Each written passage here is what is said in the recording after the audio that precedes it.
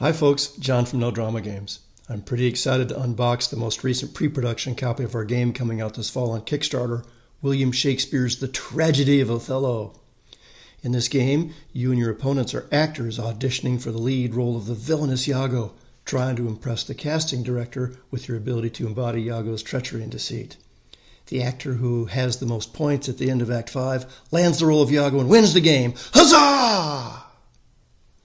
This copy has some pretty cool things we haven't seen in print before, so with no further ado, let's open her up. Take the shrink wrap off here.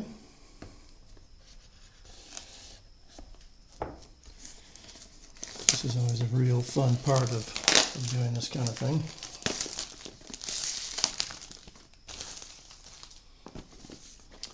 So the cover, this is the first version, the first pre-production version that has this new lettering on here. We contracted an artist to do this really special custom lettering for us. It's got the scimitar and the blood drop, which really kind of helps reinforce the treachery and villainy of the play. On the back, there really isn't anything new, but we've got our barcodes, we've got our warnings, the updated contents, which has changed since the prior versions, updated logo, and just a brief description of the game. On the sides, we've got the titling and the number of players, etc. And we have these little quotes from characters in the play and in the game itself. So 4 sides there. All right, I can't wait to get in here and check this out because I haven't actually opened up one of these yet. So let's go ahead and check this out. Ooh, look at that. So that's the instructions. We'll get to that in just a moment. But first, let's do a couple of quotes here. So, got a quote from Othello himself in the second act. Then must you speak of one that loved, not wisely but too well, of one not easily jealous but being wrought, perplexed in the extreme, of one whose hand, like the base Indian, threw a pearl away. And then that continues. Another one from Iago here. Cassio's a proper man. Let me see now, to get his place and to plume up my will. In double knavery, how? Let's see. After some time to abuse Othello's ear, that he is too familiar with his wife. And that is the ruse that Othello has plied upon him by Iago during the course of the play. All right, so this is looking pretty cool here. So this is the rule book. There are 16 pages in here. Looking pretty good. Glossy finish. We added some additional color in this particular version over the prior versions, just for some additional, to make it a little bit more interesting, of course, to read. Yeah, this is looking pretty good. The quality from the prior companies was really good as well, yet this company comes in at a much more competitive price. A new mechanic that's in the game is signified properly here. The credits and some variations in the game, and then a detailed description of how you score in between acts here on the back page. That's looking pretty good. All right, so here we have the core bits of the game. We've got the cards in here, and let's go ahead and open these up here. This first pack here is should be the first 3 acts of the game, and there isn't really much new on these cards. The script cards, as you'll see. We've got the play synopsis, and then we've got the Act 1 synopsis. And then there are 12 cards in the first act. Those look pretty good. It's got a nice linen finish on both the front and the back. It's got a black core on the cards. Act 2 synopsis, and then we have 12 script cards in Act 2 as well. Color differentiation, of course, between the acts to help keep the act numbers on there, of course, but then the color helps keep it separate, distinguishing during the game as well. That's important during scoring and also just during setup and teardown. Act 3 synopsis, And then we have, let's see, we've got, there's 15 cards in Act 3 here. And once again, a slightly different color than the others.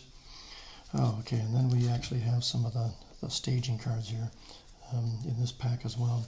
We've got 3 miscues, 3 no dramas, and we have 5 C's cards. All right, so that all looks pretty good. These have a matte finish on the front, which is pretty cool. Let's go ahead and open up the second pack of cards here.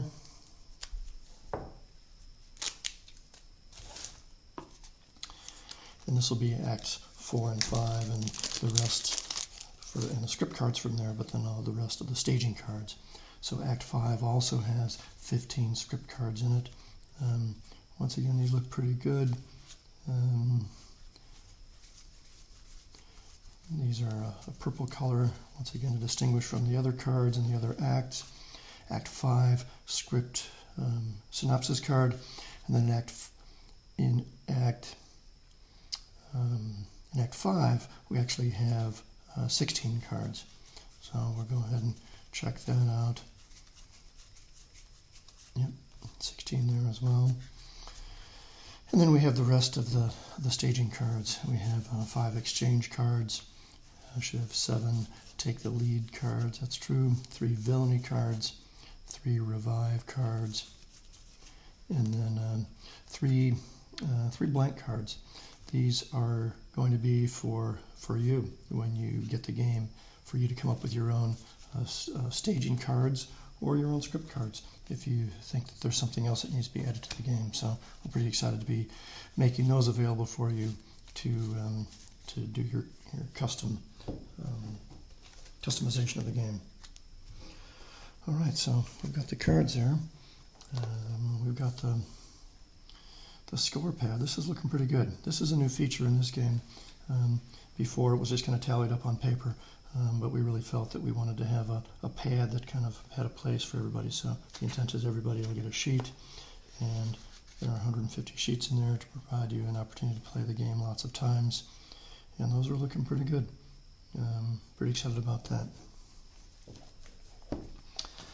Okay, next is the prompt card. The prompt card is intended, everybody will get one of these in the game, but there should be 6 of them, yes there are. And this is essentially linen finish, just like the playing cards, the script cards, and the staging cards. And this is for use to kind of give you reminders about things in the game, how the acts and scenes play out, the order of card placement, etc. There are certain cards in the game that I'll describe when we do a playthrough, setup and playthrough, that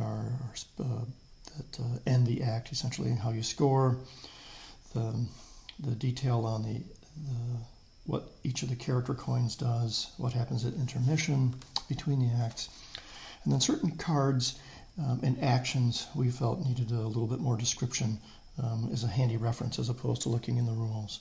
So that's what this is for. So those look pretty good as well. All right, and here we have the board. This is looking good. A nice matte finish, and